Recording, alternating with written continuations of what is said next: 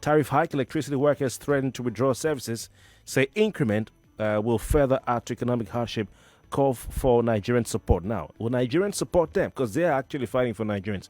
Like I said before we went to the break, this is not a matter of being on the fence. This is a matter of life and death. And as a journalist, I sometimes you have to put your neck out there and take the risk to say what you think. And I think this is one that the president's advisors should tell him that, look, Mr. President, maybe we need to have a rethink.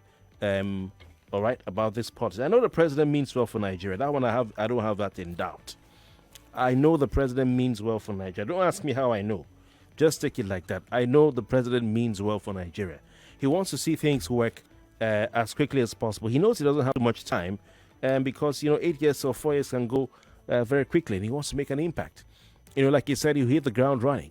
But hitting the ground running also means that you have to look at all the factors, look at all the variables, and decide what to do. Now, hitting Nigerians with a 240% or more increase in electricity tariff, I don't care whether you say band A or not. It's like sinking a drowning man. It's like sinking a drowning man. Someone is drowning, you now sink him. It's like someone who's been knocked down in a fight. All right?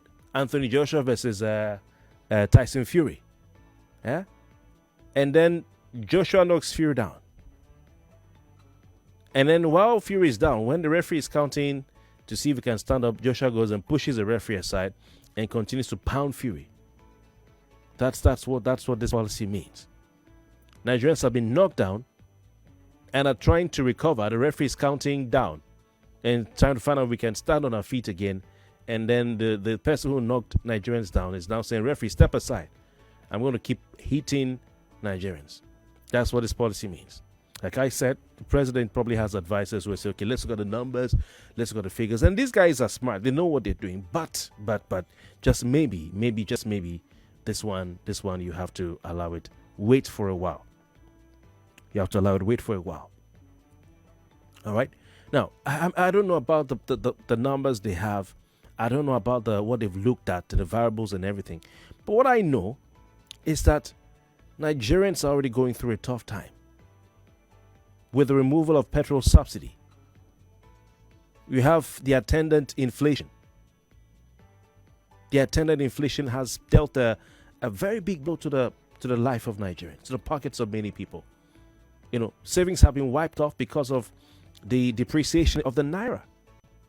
Savings wiped or businesses shut down.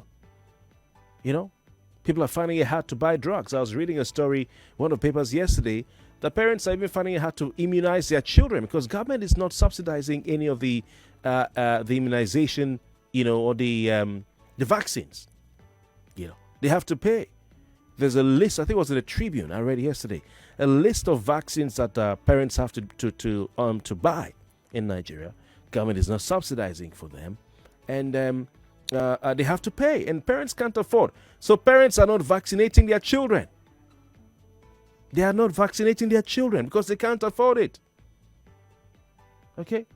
So if this policy goes ahead, then it'll just be just one plain simple English word, sheer wickedness. And I know the president is a people person. He's a listening president. He's a proactive president. And Mr. President, end this policy. Suspend it. Wait for some time. All right? Wait for some time. So this is the big story at the front page of the New Telegraph. They're saying the electricity workers are threatening to withdraw their services. They say the electricity workers say that this increment will further add to economic. It will.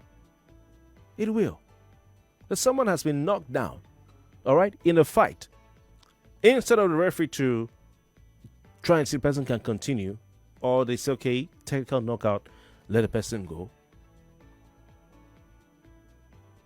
You're still hitting the person, all right? You're still hitting the person. That's what this policy means. Anyway, more from if I have to talk about this for the next 30 minutes, I won't stop. How people survive now? Because you look at the fact that the cost of petrol, the cost of diesel has affected everything because we're importing since our refineries are not working. And then the naira dollar dynamic, cost of removal of petrol subsidy and all that. How high things have gone, the cost of things in the market, the inflation, whether it's hyper or galloping inflation, whichever the economists will say. All right. And now, if you have to pay more for electricity, at some point it may even be cheaper to buy diesel than to use electricity. At some point, for some of you, your electricity bill will be more than your rent in a year. Your electricity bill will be more than your rent in a year. You know what I'm saying? So if I'm a business person, what will I do in order to be able to accommodate this increased cost, this increased overhead? I will transfer it to the consumer. I'll say, okay, if I'm selling my product for XYZ, I'll increase it by 225% now. Or 240% now. Yeah, I will. So, number one, consumers are going to pay more. It's going to affect inflation. We'll have an increase in inflation in the country. Number two, those businesses that can't afford to even produce because of the cost of diesel or petrol, and then now the increase in the electricity tariff, what are they going to do? They're simply going to shut down. They're simply going to shut down. Okay? Number three, those people who rely on power to survive, like those in the hospital, what are they going to do? Already we're having reports of hospitals turning off their generating sets, and leading to distress for patients. So now it's going to get worse. The companies that are already struggling to pay salaries but are maintaining their staff, this is like the final nail in the coffin. We'll have to lay off workers. So you're going to see job cuts, job losses. Job cuts, job losses. So more people are going to lose their jobs. It's going to lead to further distress and unrest in the country.